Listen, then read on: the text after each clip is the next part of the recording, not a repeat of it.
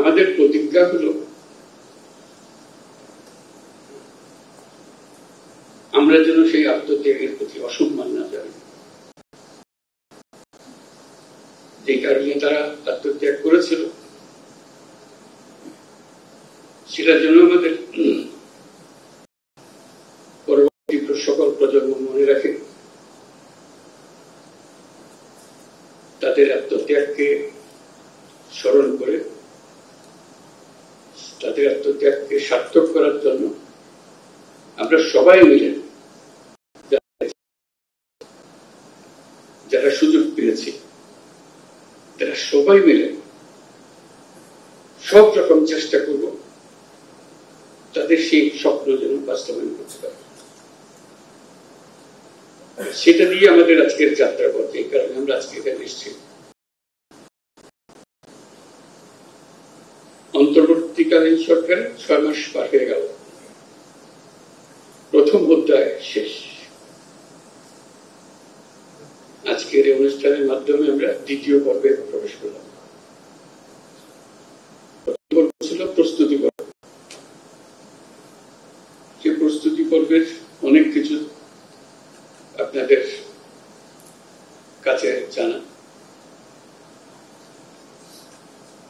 তার মধ্যে একটা বড় বিষয় ছিল যে প্রস্তুতি, যে স্বপ্নের পেছনে এরা আত্মত্যাগ করেছে সেটা সার্থক করার জন্য আমরা যেন এমন একটা দেশ করতে পারি যেটা সুশৃঙ্খল ভাবে চলবে, যে আইনি কাঠামোর মাধ্যমে, যে প্রাতিষ্ঠানিক কাঠামোর মাধ্যমে স্বৈরাচারী সরকার সুযোগ পেয়েছিল সেই কাঠামো থেকে যেন আমরা পূর্ণরূপে বেরিয়ে চলে আসতে পারি। আমরা ছোটখাটো একটা হাডুডুডু খেলার জন্য ইন্টারনেট বানাই। ফুটবল খেলা তো বটে, এটা আন্তর্জাতিক খেলা, ক্রিকেট খেলা। মুখস্থ এবং সেটা আমরা মেনে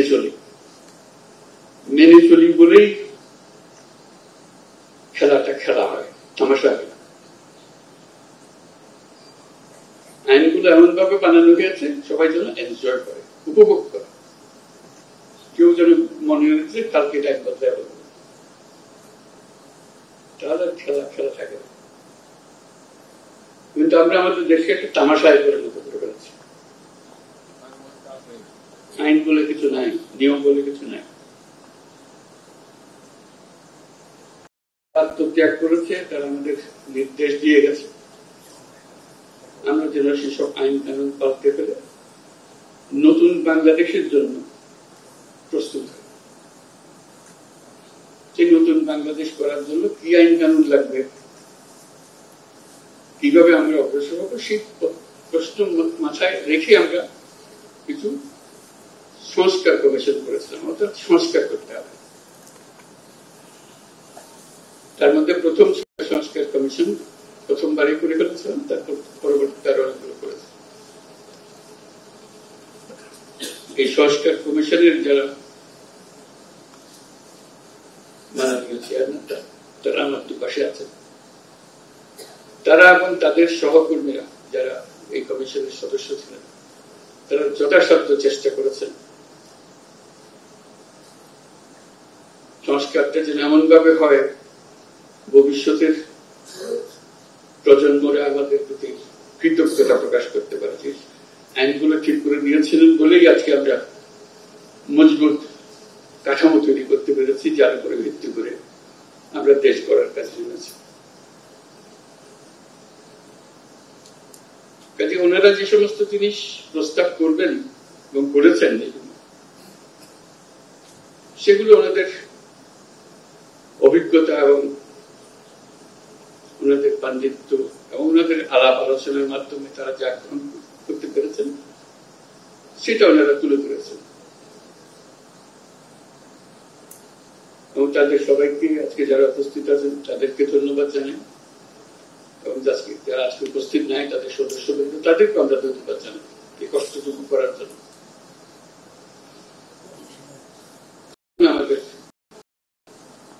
হলো এগুলো কতটুকু আমরা গ্রহণ করব, কত দ্রুত গ্রহণ করব, কিভাবে অগ্রসর হব। তো সেটা তো ওনাদের যে অভিজ্ঞতা তার উপরে ভিত্তি করে রচনা করা।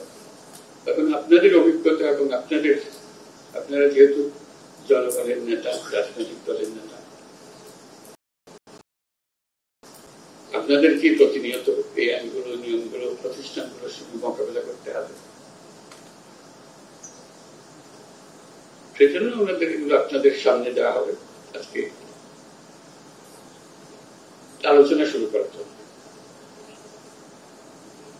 আলোচনাটা একাডেমিক আলোচনা না, বাস্তব আলোচনা, যে কোনটা আমরা কাজে লাগাতে পারবো, কোনটা লাগবে, কোনটা লাগবে না, কিভাবে সংশোধন করলে ভালো হবে ইত্যাদি আলোচনা। ওই স্বপ্ন, যে স্বপ্ন আমরা এমন ভাবে মজবুত ভাবে আইনগুলো বানাবো যে সবাই মেনে চলবে, এবং মেনে চলার মাধ্যমে আমরা একটা সুন্দর সমাজ, সুন্দর রাষ্ট্র গঠন করতে পারবো। সে উদ্দেশ্যেই আজকে বসা, এবং কিভাবে এই আলাপটা চলবে, সংলাপটা চলবে, সে সম্বন্ধে একটু ধারণা দেবেন প্রফেসর আলী রিয়াজ। এটাকে কেন্দ্র করে আমরা আরেকটা ছোট কমিশন করেছি এই 6 জনকে নিয়ে, এবং আমাকে শুধু তার মধ্যে ঢুকিয়ে ঐকমত্য প্রতিষ্ঠা কমিশন। একটা ঐক্যমত্য আনা, সবাইকে মিলিয়ে, কারো উপর চাপিয়ে দেওয়ার জন্য না। গুরুত্বটা আমরা সবাই বুঝি, এটা নিয়ে কাউকে কিছু বোঝাতে হবে, কিন্তু আমাদের তো গ্রহণ করতে হবে, কাজে লাগাতে হবে। এবং আজকের দিনটা একটা, যে দ্বিতীয় পর্বে শুরু করছি, একটা প্রচন্ড সুযোগ এই জন্যই যে আমরা এমন পর্যায়ে আছি এখন, আমাদের মধ্যে ঐক্যমত সৃষ্টি হলে আমরা সেগুলো কাজে লাগাতে পারি, এবং এবার কাজে লাগালে সেটা বংশ প্রজন্ম পরম্পরা সেটা চলতে থাকে, এবং একটা সুন্দর দেশ আমরা পাবো। এই ভাবনা থেকেই আমরা এগুলো গ্রহণ করি। সেই আলোচনাটা কত মসৃণ হবে, সুন্দর হবে, সেটা আপনারা স্থির করবেন। আমাদের পক্ষ থেকে আমরা সুপারিশগুলো আপনাদের কাছে নিয়ে এসেছি, এবং কমিশনের যারা সদস্য তারা আপনাদের সঙ্গে বসবে, জিনিসগুলো ব্যাখ্যা করেছেন, চাপিয়ে দেওয়ার জন্য না, চাপানোর ক্ষমতা আমাদের নেই। আমরা শুধু আপনাদেরকে বোঝানো কেন করা হয়েছিল, কি জন্য করা হয়েছিল, কোটার কারণে করা হয়েছিল বোঝানো। সেই দিক থেকে আমরা পুরো জিনিসটাকে অ্যাপ্রোচ করবো এবং এগিয়ে নিয়ে যাব। আপনাদের সহযোগিতা চাই, এটা আমি বলবো না, কারণ এটা আপনাদের কাজ, আমার কাজ না, একার কাজ না। যেহেতু আপনারা জনগণের প্রতিনিধিত্ব করেন, আপনাদেরকে বলতে হবে সমাজের কাঠামো কোন কি করতে হবে, কিভাবে করতে হবে। কোনটা এক্ষুনি করা যাবে, যদি সময় নিয়ে যাবে, কিছু সামান্য রদবদল থাকলে এখানে বলবেন এখানে একটু রদবদল করলে কিন্তু সুন্দর হয়ে যাবে, আপনাদের ইচ্ছা। আমরা শুধু সাচিবিক কাজগুলো আপনাদের করে দিলাম, আপনাদের সহায়তা দেব ব্যাখ্যা করার জন্য, ব্যাখ্যা দেওয়ার জন্য। এই 6 মাস, যে 6 মাসের কথা বললাম, এটা পরবর্তীকালীন সরকারের জন্য খুব গুরুত্বপূর্ণ সময়। আমরা একটু লন্ডভন্ড অবস্থার মধ্যে দায়িত্ব নিয়েছি, চেষ্টা করেছি এটাকে কোন রকমে সচল করার জন্য, কাজে লাগানোর জন্য। কিন্তু এই 6 মাসের যে অভিজ্ঞতা, সেটা আমাদের সবাইকে একটা প্রচন্ড সাহস দেবে। এই 6 মাসের অভিজ্ঞতা হলো আমাদের দলমত নির্বিশেষে, সাধারণ মানুষ সহ, রাজনৈতিক ব্যক্তি সহ, রাজনৈতিক নেতৃত্ব সহ সবাই যে সমর্থন দিয়েছে, এই অন্তর্বর্তীকালীন সময় এটা বোল্ড লেটারে লেখা থাকবে যে সমর্থন আমরা করতে পারি, আমরা একত্র হতে পারি। আমাদের মধ্যে অনেক তর্ক বিতর্ক করা, দূরত্ব সৃষ্টি করার হয়তো প্রবণতা আছে, কিন্তু এই একটি জায়গায় আমরা এখনো এক আছি এবং আগামীতে আমরা এক থাকবো।